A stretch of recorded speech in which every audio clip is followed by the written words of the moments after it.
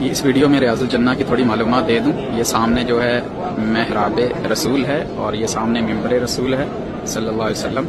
اور یہ ریاض الجنہ کی دو صفحے ہیں. دیکھیں اس ستون کے درمیان میں پیلا نشان ہے اور اس ستون کے درمیان میں بلیک نشان ہے.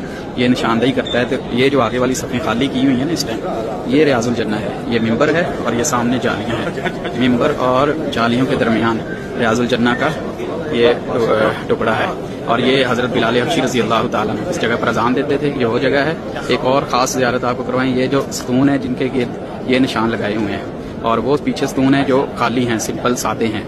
یہ جو ستون ہے یہ مسجد نبوی کی جو چھتی ہوئی مسجد نبوی تھی اس کی نشاندہی کرتے ہیں کہ یہ آگے ریاض الجنہ بلیک نشان اور یہ نشان ہے. یہ مسجد نبوی چھتی ہوتی تھی اتنی، اور یہ پیچھے سمپل ہے. یہ یعنی کہ صحن ہوتا تھا. یہ دیکھیں آگے تک اسی طرح ستونوں کے گرد جو ہے گولڈن نشان لگا کے اس چیز کی نشاندہی کی گئی ہے کہ یہ جگہ مسجد نبوی میں چھتی ہوئی تھی.